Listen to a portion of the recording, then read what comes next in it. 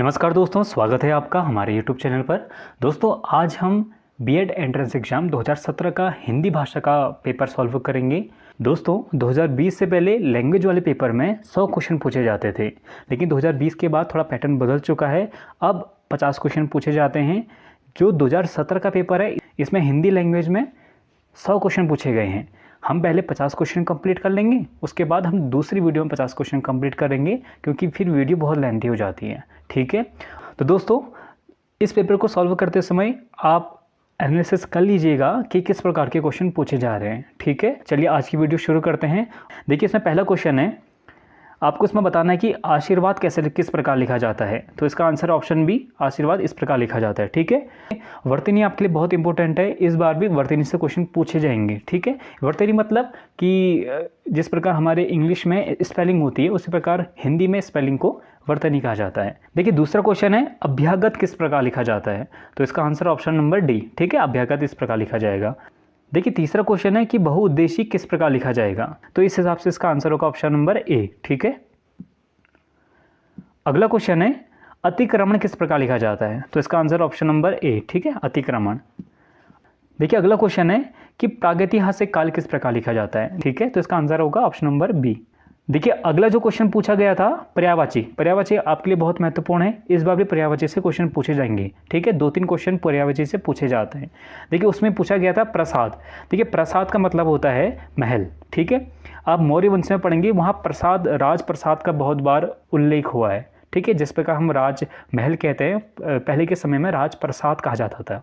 ठीक है, तो इसका आंसर होगा ऑप्शन नंबर डी। अगला क्वेश्चन है, विभावरी का पर्यायवाची है।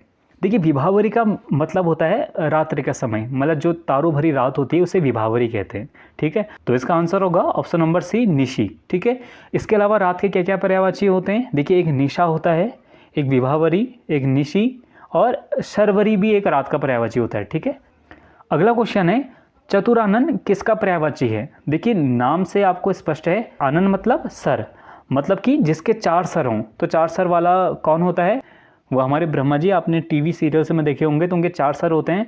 और ब्रह्मा का एक पर्यायवाची अक्सर पूछा जाता है, जो यहाँ दिया गया है ऑप्शन नंबर ए, प्रजापति। ठीक है, तो प्रजापति भी ब्रह्मा को ही कहा जाता है। ठीक है, अगला क्वेश्चन है, ऋजु का विलोम है। देखिए ऋजु मतलब होता है जो सीधा सीधा हो। ठीक है, उसे ऋजु कहते हैं। और यहाँ पर आप ऑप्शन देखिए, ऑप्शन नंबर इसमें बी देखिए, इसमें वक्र दिया गया है। वक्र मतलब क्या होता है, जो तिरछा हो। ठीक है, जो टेढ़ा हो, तो उसे कहते हैं वक्र। अगला क्वेश्चन है, जंगम का विलोम है। देखिए जंगम का मतलब होता है जो स्थिर ना हो, मतलब कि जो गतिशील हो, तो उसे जंगम कहते हैं। तो इसका विलोम क्या होगा, स्थावर। स्थावर मतलब जो एक जगह पर स्थिर हो। ठीक है, देखिए अगला क्वेश्चन है, जागृति का विलोम किसे कहते हैं। देखिए जागृति का मतलब जो जगा हुआ हो, और उसका उल्टा अगर हम करें तो सुषुप्त, मतलब कि जो सोया हुआ हो। ठीक है, ऑप्शन नंबर सी, सुषुप्ति। देखिए यहाँ जो अगला क्वेश्चन पूछा गया है, संचारी भावों की संख्या। देखिए जो संचारी भाव, ये जो भाव से संबंधित क्वेश्चन पूछे जाएंगे, ये हर क्वेश्चन रस से पूछा जाता है। यहाँ पर मैं आपको रस से संबंधित टॉपिक को एलोब्रेट नहीं करूँगा, क्योंकि रस एक बड़ा टॉपिक है, उसके लिए अलग से 15 से 20 मिनट चाहिए। ठीक है, तो उसके लिए मैं रस के और छंद के लिए मैं अलग से वीडियो ले आऊँगा। ठीक है, और रस से संबंधित जो भी क्वेश्चन पूछे जाते हैं तो मैं उस टॉपिक में आपको अच्छे से समझा दूंगा। ठीक है, उससे बाहर आपका क्वेश्चन नहीं पूछा जाएगा। 1-2 दिन में रस से संबंधित वीडियो में अपलोड कर दूंगा। ठीक है, अभी हम सिर्फ इसमें आंसर देख लेते हैं कि इसका आंसर क्या है। ठीक है, तो 12वां क्वेश्चन है, संचारी भावों की संख्या है। तो इसकी संख्या है ऑप्शन नंबर सी, 33। ठीक है, अगला क्वेश्चन है, उर्दू है हिंदी की एक। तो जो उर्दू होती है वो हिंदी की एक शैली है। ठीक है, देखिए जो उर्दू है और जो हिंदी है, इन दोनों का विकास खड़ी बोली से हुआ है। ठीक है, हमारी जो हिंदी है पहले उसे खड़ी बोली कहा जाता था, और जब खड़ी बोली में अरबी और फारसी शब्दों का संकलन हुआ तो फिर वो उर्दू बन गई। ठीक है, तो उर्दू हिंदी की एक शैली है। अगला क्वेश्चन है, श्रृंगार रस का स्थायी भाव है। तो इसका आंसर है ऑप्शन नंबर बी, रति। रति मतलब जैसे इंग्लिश में उसे कहते हैं रोमांस। ठीक है, देखिए अगला क्वेश्चन है, विभावानुभाव व्यभिचारी संयोग दृश्य निष्पत्ति। इसका अर्थ होता है विभाव, अनुभाव और संचारी भावों के संयोग से रस की निष्पत्ति होती है। ठीक है, तो ये रस से संबंधित क्वेश्चन पूछा गया है। तो यहाँ पर पूछा गया है कि कथन किसका है। तो ये कथन है भरत मुनि का। देखिए जो रस का कॉन्सेप्ट दिया था उसे सबसे पहले जो परिभाषित किया था वो क्या था, भरत मुनि ने किया था। ठीक है, तो इसे हम रस के टॉपिक में कंप्लीट पढ़ लेंगे। अभी आप इसका आंसर देख लीजिए, ऑप्शन नंबर बी। ठीक है, देखिए अगला क्वेश्चन है, दृग उरझत टूटत कुटुम जुरत चतुर चित्त प्रीति परति गांठ दुर्जन हिये दई नई क्यों रीति। देखिए ये बिहारी का दोहा है, ठीक है, ये भोजपुरी वाला बिहारी नहीं, बिहारी एक पहले साहित्यकार हुआ करते थे, ठीक है। तो इसमें बिहारी जी कहते हैं कि प्रेम की एक नई रीति ऐसी चल पड़ी है कि इसमें मिलते तो नयन हैं, ठीक है, उलझते तो नयन हैं, पर कुटुंब मतलब परिवार टूट जाते हैं, ठीक है।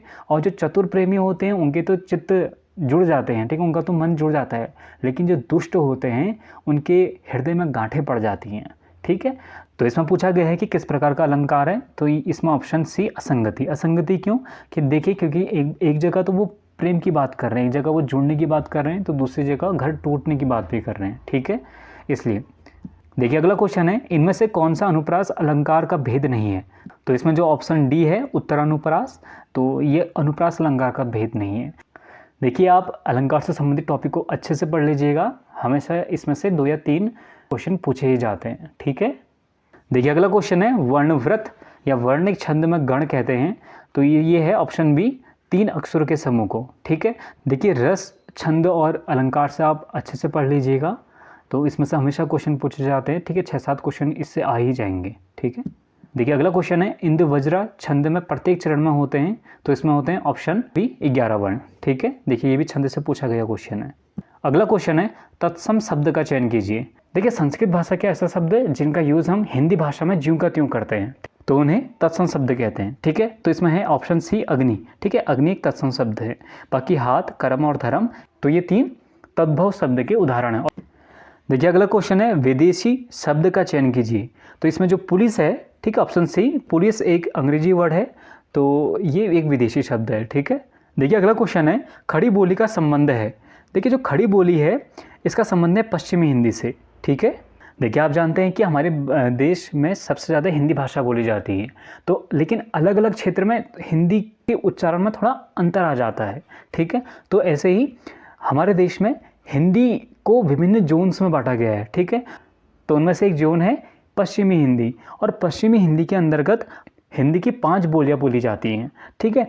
तो उन 5 बोलियों में से एक बोली है खड़ी बोली, और बाकी 4 एक ब्रिज भाषा है, कन्नौजी है, बुंदेली है और एक बांगड़ भाषा। तो ये जो 5 बोलियां हैं ये पश्चिमी हिंदी का हिस्सा हैं, ठीक है।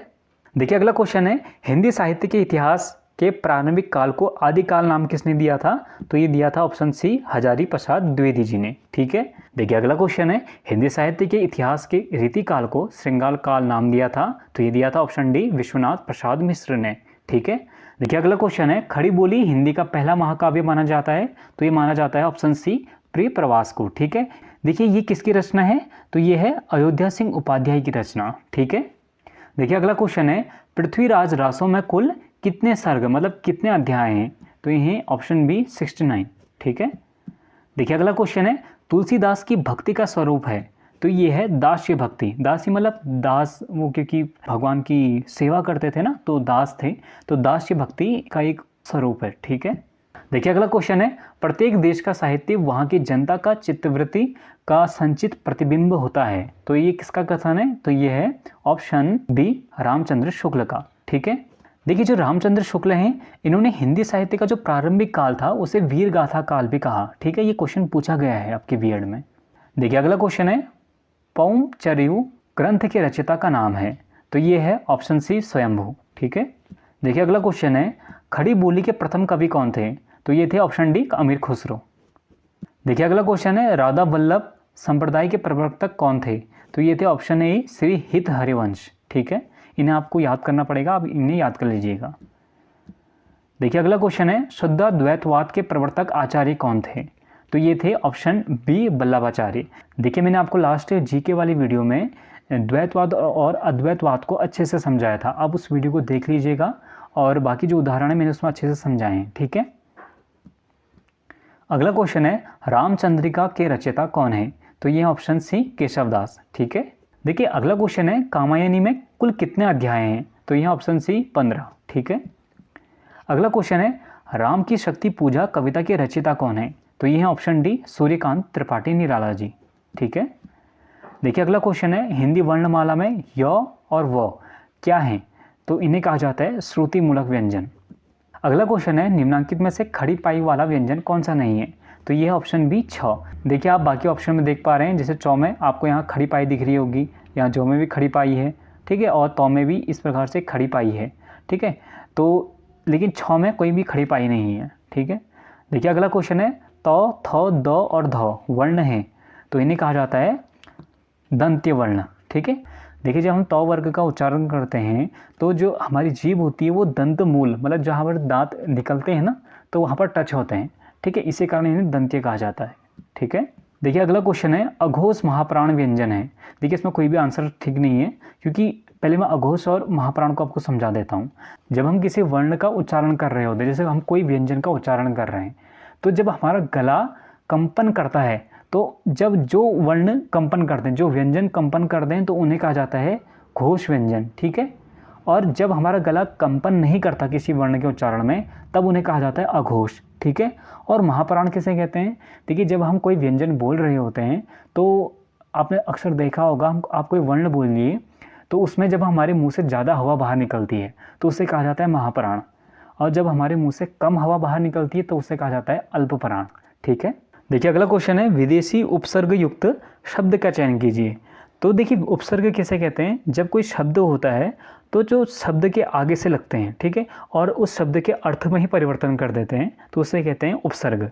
और प्रत्यय किसे कहते हैं? ऐसे शब्द जो किसी शब्द के पीछे लगते हैं और उस शब्द का अर्थ ही बदल देते हैं, तो उसे कहते हैं प्रत्यय, ठीक है। यहाँ उपसर्ग पूछा है और विदेशी उपसर्ग पूछा है। देखिए जो रहम है, हम कहते हैं ना इस पर रहम कर, तो उसमें आगे से बे उपसर्ग लगा है तो बेरहम, ठीक, रहम का उल्टा हो जाता है, ठीक है। तो यहाँ पर ऑप्शन होगा ऑप्शन सी। अगला क्वेश्चन है तद्भव प्रत्यय युक्त शब्द का चयन कीजिए।